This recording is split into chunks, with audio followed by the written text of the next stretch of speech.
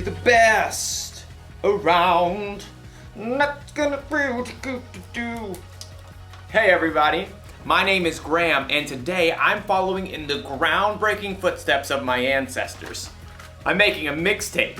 You see, back in olden times, when someone wanted to listen to music, they needed one of these cassette tapes. And if you were fortunate enough to have one of these dual cassette recorders with high-speed dubbing, you could put up to 90 minutes of your favorite songs onto one rad mixtape. I'm making this mixtape for my friend Erica, who's been running a lot of 5Ks lately. The Eye of the Tiger. And I'm only picking super encouraging songs. That way, Erica will have confidence. Confidence is learning to see yourself the way God sees you. Now, I know what you're thinking.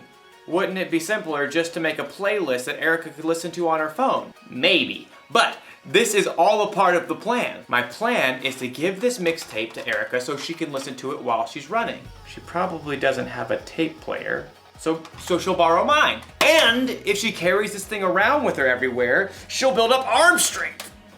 Oh, I didn't say it was a good plan. Oh man. Another one bites the dust. Sometimes plans don't work out the way you expect. But as you'll see in today's story, sometimes there's a bigger and better plan. Oh. Gotta switch to side 2, I guess. How did people even survive back then?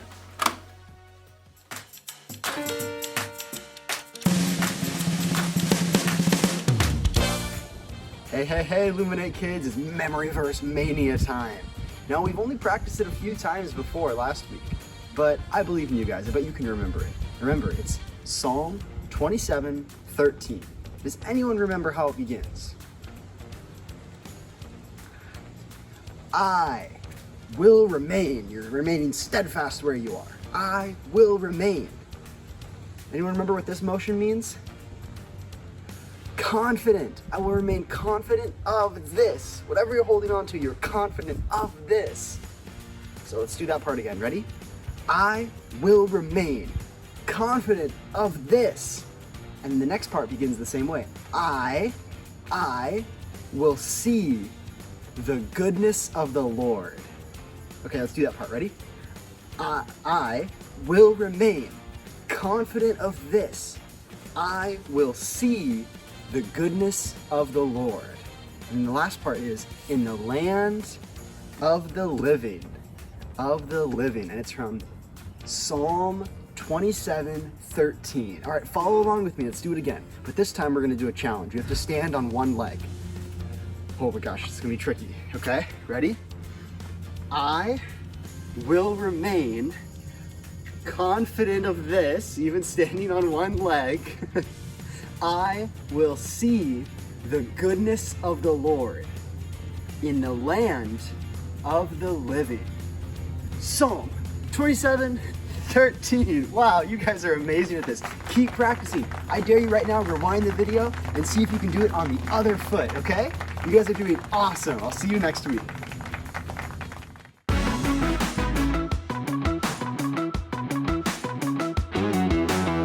Hey, Luminate kids! Do you know what time it is? Do you? How about you? Does anyone know what time it is? It's worship time! Woo!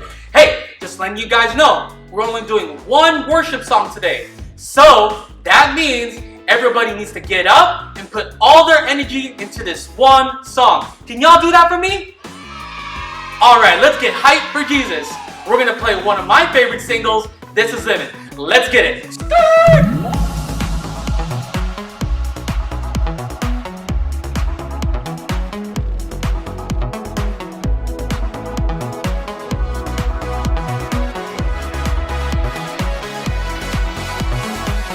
Waking up knowing there's a reason.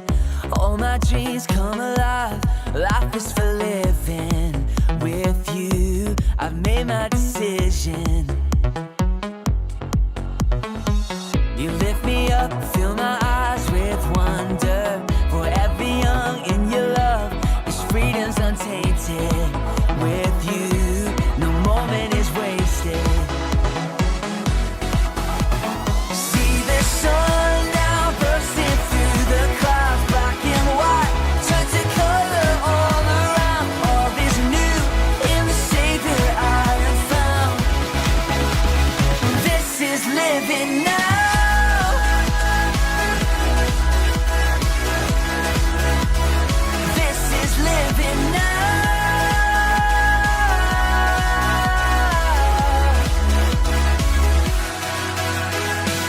You lead the way, got your eye beside me.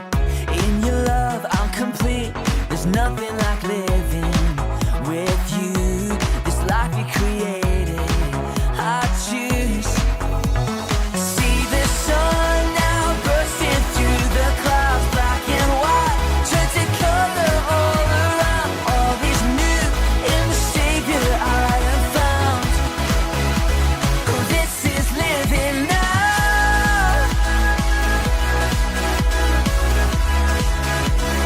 This is living now.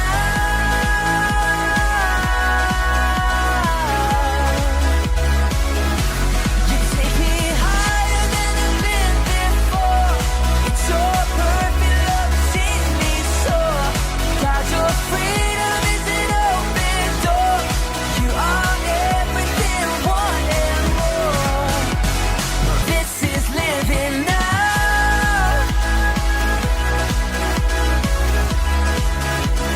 This is living now.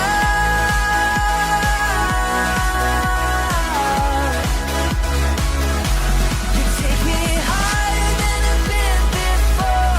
It's your perfect love that sees me soar. God, your freedom is an open door. You are everything, one and more. Woo! I'm exhausted.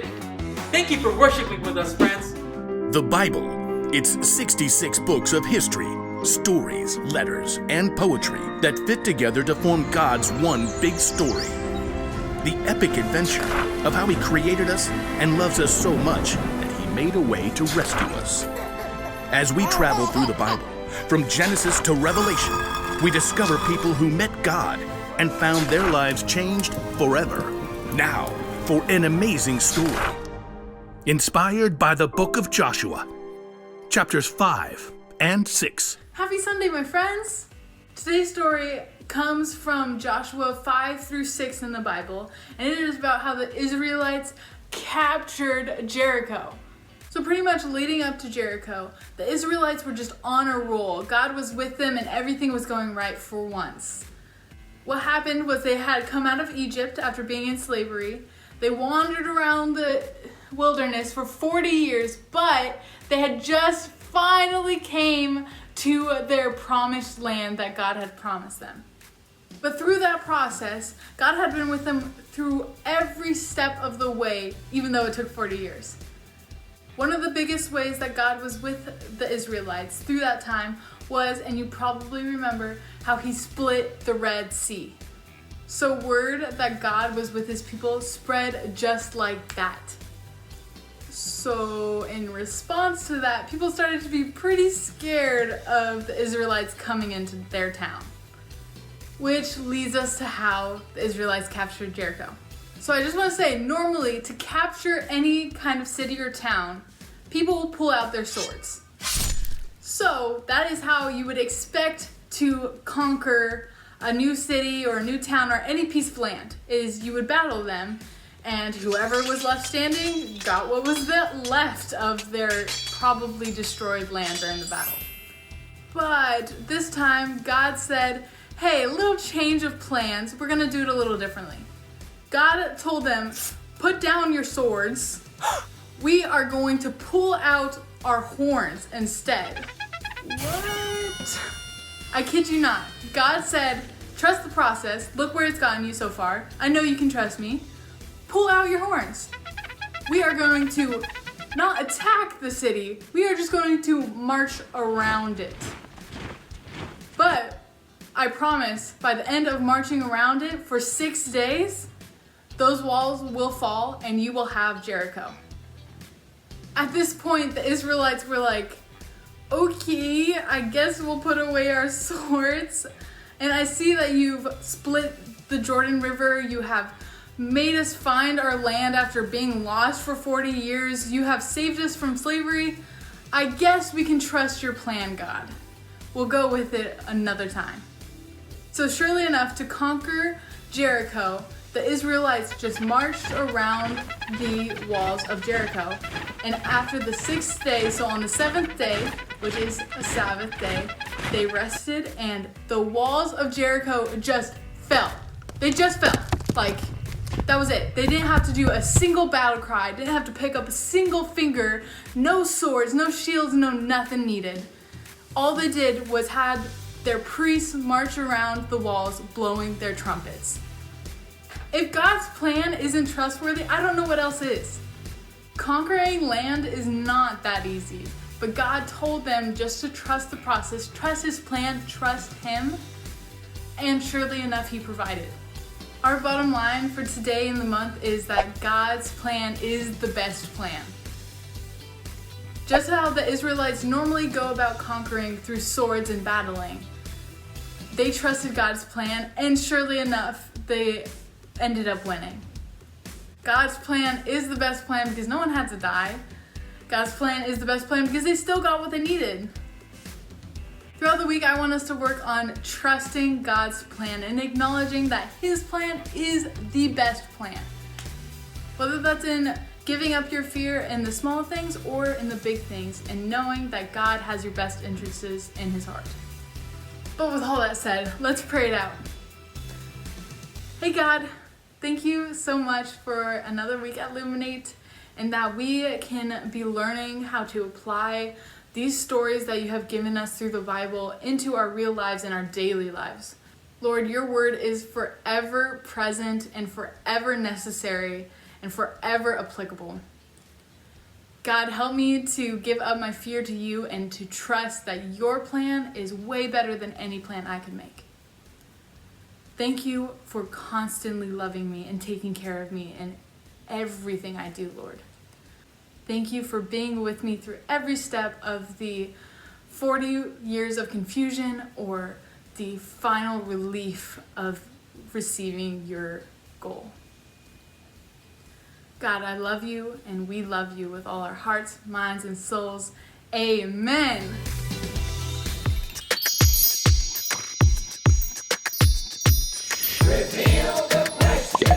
Welcome to Key Question. So in the story you just watched, we heard about how Israel followed God's plan to knock down the famous walls of Jericho. So the key question to go along with this story is, when have you needed a plan? Guys, I don't know about you, but I'm totally the type of person that loves to make a plan. I love to make a list. I need to know what we're doing and when we're doing it. And you guys, if I don't have a plan, I get so stressed. And I'm like, okay, we need to sit down and make a plan. So I know that my answer to this question is that, like, every day I need a plan. And maybe sometimes you only need a plan like every once in a while. Which, you guys, I don't even know how you do that, because having a plan makes me feel so much better. Like, I'm sure the Israelites, when they knew it was God's plan to knock down the walls of Jericho, they felt a lot better. Friends, I just feel so much better all the time and so much more peaceful and relaxed knowing that God has a plan. Knowing that no matter what happens, like even if I die, God still has a plan, and that's just amazing. So I hope that you can start thinking about the times that you've needed a plan and how that made you feel a little more secure maybe, and also sort of applying that to how you see God and how you see God's plan and what an amazing thing it is that God has a plan. You guys, I really hope that it's in God's plans that I can see you guys all soon. I know that's in my plans. I really want to see you. But in the meantime, I'm gonna keep praying for that plan, and I hope you guys have a great rest of service and a great rest of your week. As always, I miss you so much. Bye, friends.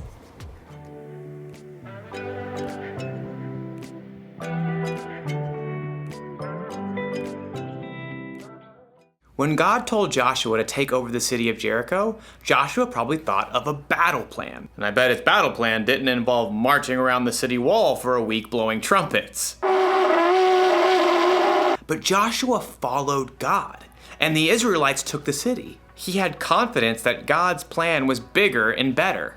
And that's not the only time God proved his plan was better. When Jesus, God's son, died on the cross, Jesus' disciples had to wonder, what is God thinking? Then in 3 days, when Jesus came back to life, it all became clear. God's plan is always better. The truth is, none of us know what the future holds. Your family might have to move out of the neighborhood or out of the state. You might get sick or break a bone. You might not get put on the team you tried out for. But when things don't go according to your plan, that's when you need to remind yourself, God's got you. You may not always know what God's plan is, but keep following him and have confidence that his plan is bigger and better. That's the one thing to remember today. God's plan is the best plan. My plan to make a mixtape for Erica is not the best plan. But it's still a lot of fun. Oh! Oh no, it's unraveled. Oh wait, no worries. I've got an idea. Huh? Just like my ancestors. I'll see you next time.